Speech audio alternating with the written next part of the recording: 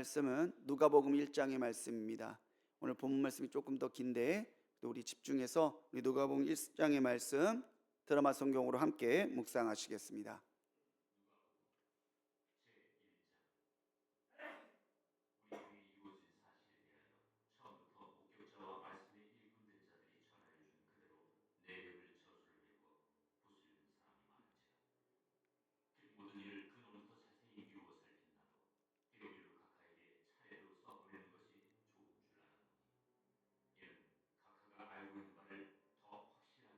함이로라. 유대왕 헤롯 때에 아비야 반열의 제사장 한 사람이 있었으니 이름은 사가랴요. 그의 아내는 아론의 자손이니 이름은 엘리사벳이라. 이 두 사람이 하나님 앞에 의인이니 주의 모든 계명과 규례대로 흠이 없이 행하더라. 엘리사벳이 잉태를 못하므로 그들에게 자식이 없고 두 사람의 나이가 많더라. 마침 사가랴가 그 반열의 차례대로 하나님 앞에서 제사장의 직무를 행할세 제사장의 전례를 따라 제비를 뽑아 주의 성전에 들어가 분향하고 모든 백성은 그 분향하는 시간에 밖에서 기도하더니 주의 사자가 그에게 나타나 향단 우편에 선지라. 사가랴가 보고 놀라며 무서워하니 천사가 그에게 이르되 사가랴여 무서워하지 말라. 너희 간구함이 들린지라. 내 아내 엘리사벳이 내게 아들을 낳아주리니 그 이름을 요한이라 하라. 너도 기뻐하고 즐거워할 것이요 많은 사람도 그의 태어남을 기뻐하리니 이는 그가 주 앞에 큰 자가 되며 포도주나 독한 술을 마시지 아니하며 모태로부터 성령의 충만함을 받아 이스라엘 자손을 주 곧 그들의 하나님께로 많이 돌아오게 하겠습니다. 그가 또 엘리야의 심령과 능력으로 주 앞에 먼저 와서 아버지의 마음을 자식에게 거스르는 자를 의인의 슬기에 돌아오게 하고 주를 위하여 세운 백성을 준비하리라. 내가 이것을 어떻게 알리요? 내가 늙고 아내도 나이가 많으니이다. 나는 하나님 앞에 서 있는 가브리엘이라. 이 좋은 소식을 전하여 내게 말하라고 보내심을 받았노라. 보라, 이 일이 되는 날까지 내가 말 못하는 자가 되어 능히 말을 못하리니 이는 내가 내 말을 믿지 아니함이거니와 때가 이르면 내 말이 이루어지리라. 백성들이 사가랴를 기다리며 그가 성전 안에서 지체함을 이상히 여기더라. 그가 나와서 그들에게 말을 못하니 백성들이 그가 성전 안에서 환상을 본 줄 알았더라. 그가 몸짓으로 뜻을 표시하며 그냥 말 못하는 대로 있더니 그 직무의 날이 다 되매 집으로 돌아가니라. 이후에 그의 아내 엘리사벳이 잉태하고 5달 동안 숨어 있으며 이르되 주께서 나를 돌보시는 날에 사람들 앞에서 내 부끄러움을 없게 하시려고 이렇게 행하심이라. 6째 달에 천사 가브리엘이 하나님의 보내심을 받아 갈릴리 나사렛이란 동네에 가서 다윗의 자손 요셉이라는 사람과 약혼한 처녀에게 이르니 그 처녀의 이름은 마리아라. 그에게 들어가 이르되 은혜를 받은 자여 평안할지어다. 주께서 너와 함께 하시도다. 처녀가 그 말을 듣고 놀라 이런 인사가 어찌함인가 생각하며 천사가 이르되 마리아여 무서워하지 말라. 내가 하나님께 은혜를 입었느니라. 보라, 내가 잉태하여 아들을 낳으리니 그 이름을 예수라 하라. 그가 큰 자가 되고 지극히 높으신 이의 아들이라 일컬어질 것이요 주 하나님께서 그 조상 다윗의 왕위를 그에게 주시리니 영원히 야곱의 집을 왕으로 다스릴 것이며 그 나라가 무궁하리라. 나는 남자를 알지 못하니 어찌 이 일이 있으리이까? 성령이 내게 임하시고 지극히 높으신 이의 능력이 너를 덮으시리니 이러므로 나실 바 거룩한 이는 하나님의 아들이라 일컬어지리라. 보라, 내 친족 엘리사벳도 늙어서 아들을 배었느니라. 본래 임신하지 못한다고 알려진 이가 이미 6달이 되었나니 대저 하나님의 모든 말씀은 능하지 못하심이 없느니라. 주의 여종이오니 말씀대로 내게 이루어지이다. 하매 천사가 떠나가니라. 이때 마리아가 일어나 빨리 산골로 가서 유대 한 동네에 이르러 사가랴의 집에 들어가 엘리사벳에게 문안하니 엘리사벳이 마리아가 문안함을 들으매 아이가 복중에서 뛰노는지라. 엘리사벳이 성령의 충만함을 받아 큰 소리로 불러 이르되 여자 중에 내가 복이 있으며 내 태중에 아이도 복이 있도다. 내 주의 어머니가 내게 나아오니 이 어찌 된 일인가. 보라, 내 문안하는 소리가 내 귀에 들릴 때에 아이가 내 복중에서 기쁨으로 뛰놀았도다. 주께서 하신 말씀이 반드시 이루어지리라고 믿은 그 여자에게 복이 있도다. 내 영혼이 주를 찬양하며 내 마음이 하나님 내 구주를 기뻐하였음은 그의 여종의 비천함을 돌보셨습니다. 보라, 이제 후로는 만세에 나를 복이 있다 일컬으리로다. 능하신 이가 큰 일을 내게 행하셨으니 그 이름이 거룩하시며 긍휼하심이 두려워하는 자에게 대대로 이르는도다. 그의 팔로 힘을 보이사 마음의 생각이 교만한 자들을 흩으셨고 권세 있는 자를 그 위에서 내리치셨으며 비천한 자를 높이셨고 줄이는 자를 좋은 것으로 배불리셨으며 부자는 빈손으로 보내셨도다. 그 종 이스라엘을 도우사 긍휼히 여기시고 기억하시되 우리 조상에게 말씀하신 것과 같이 아브라함과 그 자손에게 영원히 하시리로다. 마리아가 석 달쯤 함께 있다가 집으로 돌아가니라. 엘리사벳이 해산할 기한이 차서 아들을 낳으니 이웃과 친족이 주께서 그를 크게 긍휼히 여기심을 듣고 함께 즐거워하더라. 8일이 되매 아이를 할례하러 와서 그 아버지의 이름을 따라 사가랴라 하고자 하더니 그 어머니가 대답하여 이르되 아니라 요한이라 할 것이라. 내 친족 중에 이 이름으로 이름한 이가 없다. 하고 그의 아버지께 몸짓하여 무엇으로 이름을 지으려 하는가 물으니 그가 서판을 달라 하여 그 이름을 요한. 이라 쓰매 다 놀랍게 여기더라. 이에 그 입이 곧 열리고 혀가 풀리며 말을 하여 하나님을 찬송하니 그 근처에 사는 자가 다 두려워하고 이 모든 말이 온 유대 산골에 두루 퍼지매 듣는 사람이 다 이 말을 마음에 두며 이르되 이 아이가 장차 어찌 될까? 하니 이는 주의 손이 그와 함께 하심이로라.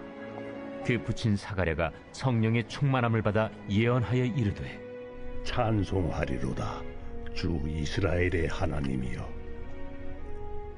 그 백성을 돌보사 속량하시며 우리를 위하여 구원의 뿔을 그 종 다윗의 집에 일으키셨으니 이것은 주께서 예로부터 거룩한 선지자의 입으로 말씀하신 바와 같이 우리 원수에게서와 우리를 미워하는 모든 자의 손에서 구원하시는 일이라.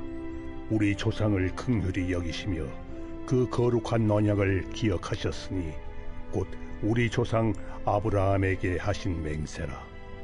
우리가 원수의 손에서 건지심을 받고 종신토록 주의 앞에서 성결과 의로 두려움이 없이 섬기게 하리라 하셨도다. 이아이여, 내가 지극히 높으신 이의 선지자라 일컬음을 받고 주 앞에 앞서가서 그 길을 준비하여 주의 백성에게 그 죄 사함으로 말미암는 구원을 알게 하리니 이는 우리 하나님의 긍휼로 인함이라. 이로써 돋는 해가 위로부터 우리에게 임하여 어둠과 죽음의 그늘에 앉은 자에게 비치고 우리 발을 평강의 길로 인도하시리로다. 아이가 자라며 심령이 강하여지며 이스라엘에게 나타나는 날까지 빈 들에 있으니라. 아멘. 우리 하나님의 크신 은혜와 사랑이 새해 첫 새벽 기도로 또 주님 앞에 기도에 은혜를 바라며 나가는 모든 성도님들과 함께 하시기를 주님의 이름으로 간절히 축원합니다. 오늘부터 우리 누가복음에 대해서 함께 말씀과 은혜를 나눠 갈 텐데 제가 신학교에 입학했을 때 다시 성경을 읽었어요. 마태복음을 지나서 마가복음을 지나 이제 누가복음에 이르렀을 때 이 1장 1절을 딱 대했을 때에 그 은혜와 감동이 저는 지금도 잊혀지지 않아요. 누가복음 그러면 저는 이 1장 1절이 제일 생각이 나요. 우리 중에 이루어진 사실에 대하여. 우리 중에 이루어진 사실에 대하여. 우리 중에라는 말은 예수님께서 오신 것, 또 모든 행적이 우리들을 위한 것임을 밝히는 말입니다. 이루어진이라는 말은 예수님께서 하나님의 뜻과 우리의 구원을 완전하게 이루셨다라는 의미예요.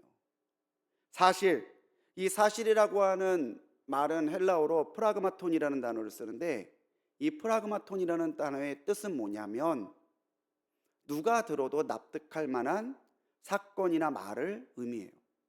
그러니까 누가 들었을 때 의문을 갖지 않을 만큼 분명한 말이나 사건을 프라그마톤이라고 부르는 거죠. 주님이 오셔서 죽으시고 다시 부활하신 이 모든 것은 누가 들어도 납득할 만하고 누가 들어도 의심할 바 없는 분명한 사실이라는 것을 증언하고 있는 거죠. 우리 중에 이루어진 사실에 대하여 이 한 줄의 말이 이후로 계속되어질 누가의 기록들이 분명히 하나님께서 이루신 역사요, 우리 예수님이 오시고 우리를 위해 죽으시고 사셨다는 그 사실이 참으로 의심할 바 없는 사실이라는 것을 뒷받침해주는 전제입니다. 이 누가복음을 쓴 누가는 사실 예수님을 직접적으로 본 사람은 아닙니다. 하지만 사도 바울의 선교팀이 되어서 누구보다도 예수님을 전하기 위해 애를 쓰고 헌신했던 그런 사람이었고, 그런 누가가 데오빌로라고 하는 관원에게 예수님에 대해서 소개하고 성령님에 대해서 소개하기 위해서 쓴 책이 누가복음 그리고 사도행전이에요.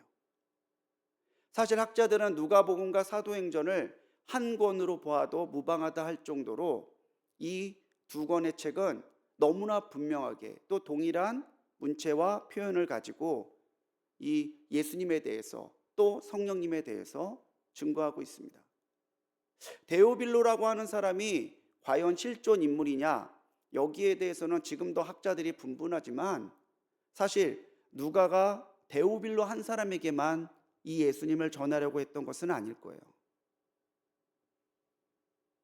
이제 이 누가복음을 통해서 마태와 마가가 보고 체험했던 예수님과 또 다른 예수님, 누가가 전하고자 했던 그 예수님을 통해서 다시 한번 주님을 향한 우리의 믿음을 세우는 이 새벽이 되기를 간절히 소망합니다.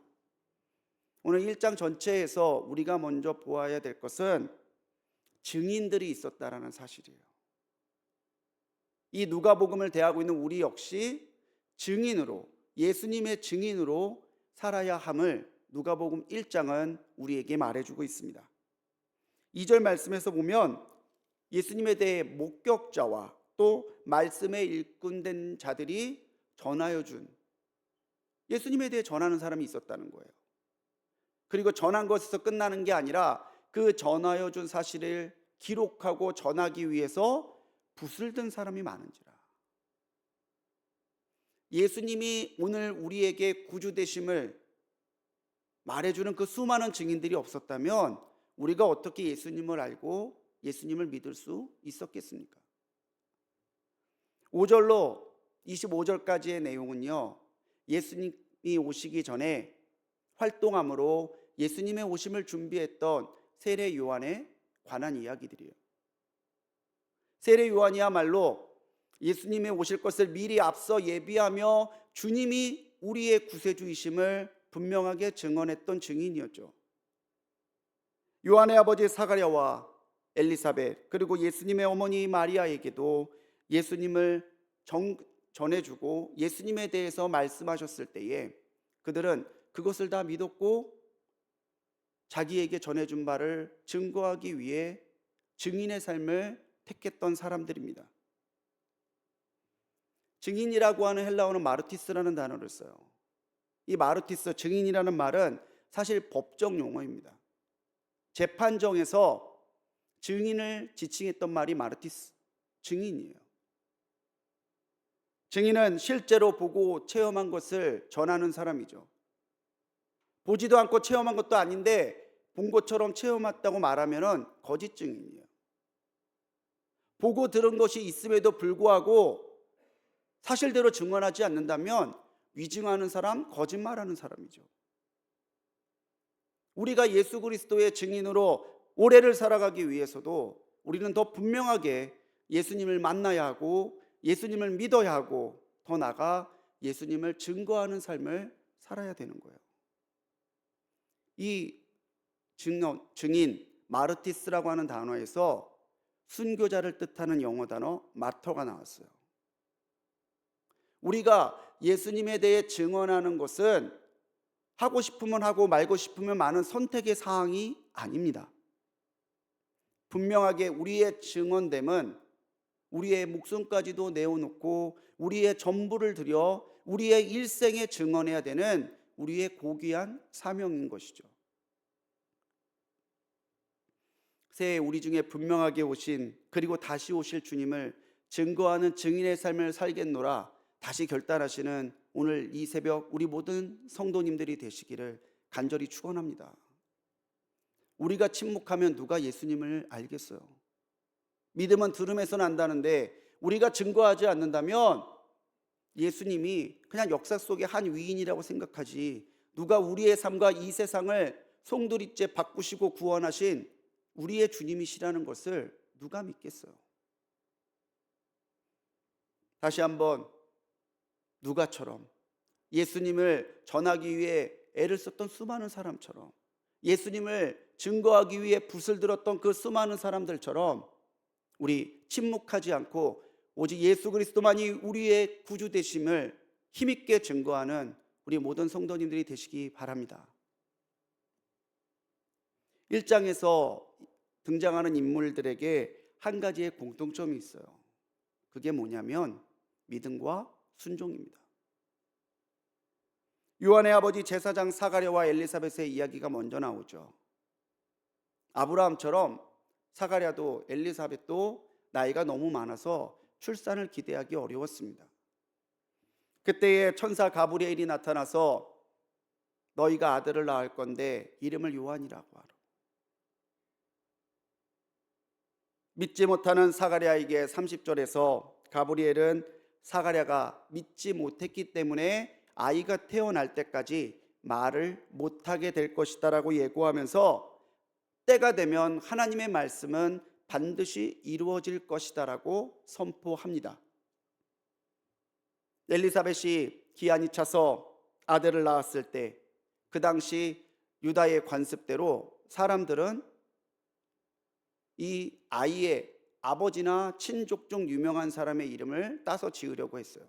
여기서는 사가랴, 요한의 아버지의 이름을 따서 지으려고 했죠. 그런데 엘리사벳은 그게 아니라는 거예요. 이 아이의 이름은 요한이라. 하나님이 천사를 통하여 지어주신 그 이름 그대로 이 아이의 이름을 요한이라고 짓겠다고 합니다. 그러니까 친족들이 만류해요. 당신 집안에는 요한이라는 이름을 가진 사람이 없어요. 근데 그때 말을 못하지만 하나님께서 전해주신 그 말씀을 믿음으로 기다리고 있던 사가랴가 이 아이의 이름은 요한이라고 서판에 분명하게 기록합니다. 그 순간 천사가 말한 대로 사가랴의 혀가 풀리고 말이 나오면서 사가랴는 하나님을 찬송하는 사람이 되죠. 그가 말을 못했을 때는 믿지 못했을 때지만 사가랴가 믿고 하나님의 말씀대로 순종했을 때에 그는 하나님을 찬송하는 찬송과 하나님의 역사하심을 증거하는 증언의 말을 하는 사람이 될 수 있었다는 거예요. 마리아는 또한 어떻습니까? 우리가 잘 알고 있는 대로 당시 유다 관습에서요, 정혼하지 않은 여자가 아이를 낳았다면 죽을 수도 있어요. 본인뿐만 아니라 그 가문조차도 유대 사회에서 지탄을 면할 수 없는 그런 끔찍한 결과가 정해져 있을 것이 이 예수님의 나심이었습니다. 그럼에도 불구하고 마리아는 하나님의 그 뜻을 받아들였고, 마리아에게 37절에서 천사는 대저 하나님의 모든 말씀은 능하지 못함이 없다면서 반드시 그 말씀이 이루어질 것을, 이루어진 사실이 될 것을 증언하고 선포하고 있습니다. 마리아가 엘리사벳을 방문해서 자기에게 일어난 일이 하나님의 일이라는 것을 확신하게 됐을 때에 마리아는 두려움에 떨었던 것도 아니고 의심했던 것도 아니고 오히려 목소리 높여서 하나님의 하심을 찬송하는 마리아의 찬가를 하나님 앞에 올려드리고 있죠. 여러분, 믿음으로 순종하지 않으면 역사는 일어나지 않습니다. 하지만 우리가 믿는다면, 믿는 것에서 그치는 것이 아니라 우리가 믿는 그 바대로 하나님 앞에 순종한다면요, 하나님의 모든 말씀은 능하지 못하심이 없기 때문에 반드시 이루어질 것을, 내게도 그 말씀의 역사가 일어날 것을 확신하는 우리 성도님들이 되시기 바랍니다. 미국의 목사이자 기독교 작가인 찰스 스탠리 목사님은요, 순종이야말로 하나님의 축복의 문을 여는 열쇠다, 그렇게 설교했어요. 우리가 하나님에게 은혜와 하나님 앞에 복을 늘 구하는데 그 은혜와 복을 허락받는 그 문을 여는 열쇠는 오늘 우리가 하나님 앞에 드리는 순종이라는 사실입니다. 1장에 나오는 사람들이 순종하지 않았다면 어떻게 세례 요한의 출생과 예수님의 오심이 가능했겠어요? 다시금 오늘 우리가 순종의 삶을 살고 있는지 돌아보시기 바랍니다. 내가 아는 대로, 내가 들은 대로, 내가 믿는 대로 과연 하나님 앞에 그 뜻대로 순종하는 삶을 살고 있느냐? 오늘 그것이 우리가 참으로 하나님 앞에 진실한 그리스도인인지 아닌지를 결정하는 결정적인 전제가 될 거예요. 다시금 이 누가복음 1장을 묵상하며 여기에서 하나님이 사용하신 그 사람들대로 순종의 길을 흔들림 없이 걸어가는 우리 성도님들이 되시기 바랍니다. 마지막으로 오늘 1장의 80절은 세례 요한에 대해서 증언해요. 아이가 자라며 심령이 강하여지고 이스라엘에게 나타나는 날까지 빈들에 있으니라. 갑자기 이 세례 요한이 어디서 뿅 하고 나온 사람이 아닌 거죠. 뚝 떨어진 사람이 아닌 거죠. 이 아이가 자라가면서 몸뿐만 아니라 심령이 강하여져 가면서 예수님께서 오심을 증언하는 그 사명을 감당할 때까지 이 세례 요한은 빈들에서 자기를 구별하고 준비하는 사람이 맞다는 사실이에요. 우리도 심령이 강해져야 됩니다. 세상 가운데 흔들리고 우리의 문제 가운데 주님을 자꾸 잊어버리고 주님이 기대하시는 바와 멀어지는 사람들이 아니라 어떠한 상황에서도 흔들리지 않도록 우리의 심령이 주님 보시기에 합당하도록 강해져야 돼요. 그리고 세상이 아니라 주님과 교제하는 그 빈들과 같은 내 영적인 성장과 연단과 준비의 자리에 우리는 날마다 서는 그런 사람들이 되어야 된다는 것이죠. 올해 더 영적으로 준비되고 성숙한 영성을 가지는 우리 모두가 되기를 간절하게 소망합니다. 예수 믿은 지 1년 1년 계속 연한은 쌓여가는데 우리의 심령이 과연 강해지고 있습니까?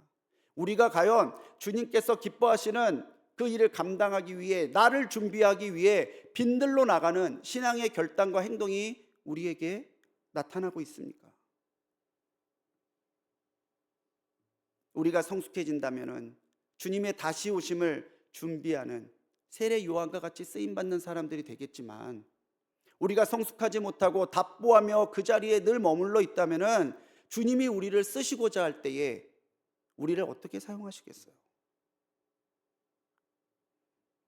더 기도하고 올해 새해 하나님께서 우리에게 주신 말씀대로 그 말씀을 우리 마음에 두고 하나님께서 기뻐하시는 그 삶을 이루어가기 위해 나를 더욱더 영적으로 깊어지고 넓어지게 만드는 우리 모든 성도님들이 되시기 바랍니다.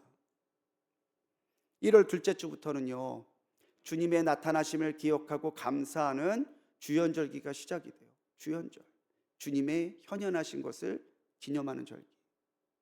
이미 주님이 오셨고 주님이 우리와 함께하고 계십니다. 주님이 우리에게 나타나셨고 오늘도 주님은 우리가 주님의 사람이 되기를 원하시며 우리를 부르고 계십니다.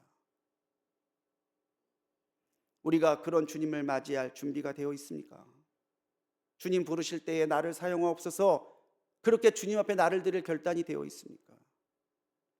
증인이 되어 믿음과 순종으로 나감으로, 그리고 나를 더욱더 영적으로 성장시키고 성숙시키는 그 영적인 변화의 모습을 가지고 누가처럼, 사가랴처럼, 엘리사벳처럼, 마리아처럼, 요한처럼 주님께 쓰임받는 우리 모두가 되기를 주님의 이름으로 간절히 축원합니다.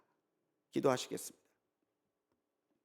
주님, 새해를 시작하며 다시 한번 주님 앞에 결단합니다. 흐려져 있던 우리의 믿음이 분명해지게 하시고, 연약한 우리가 강건해지게 하시고, 주저하던 우리가 주님을 위하여 결단하는 삶을 살아가도록 우리를 사용하여 주옵소서. 주님, 주님이 하신 바를 증거하고 또 그것을 기록하고자 붓을 들었던 사람들이 많다는 사실을 기록하고 있습니다. 우리도 증인의 삶을 살 것을 결단하게 하시고 참 증인으로 살아가게 하옵소서. 믿음과 순종으로 주님의 하신 힘을 바라보고 받아들이게 하시고, 우리의 입술이 침묵하는 것이 아니라 순종으로 우리가 그것을 믿고 따라가는 사람임이 드러나고 나타나도록 역사하여 주옵소서. 우리가 더욱더 주님과 교제하는 빈들로 나가기 원합니다. 주님, 더욱더 주님과 깊이 교제하게 하시고 우리의 심령이 강하여지게 하시고 주님 쓰시고자 할 때에 쓰임받을 수 있도록 우리 스스로를 성장시키고 성숙시켜가는 한 해가 되도록 역사하여 주옵소서. 오늘 이 새벽 드린 귀한 예물이 있습니다. 주님, 사랑하는 조카의 자녀, 오늘 12시에 3차 심장 수술이 있습니다.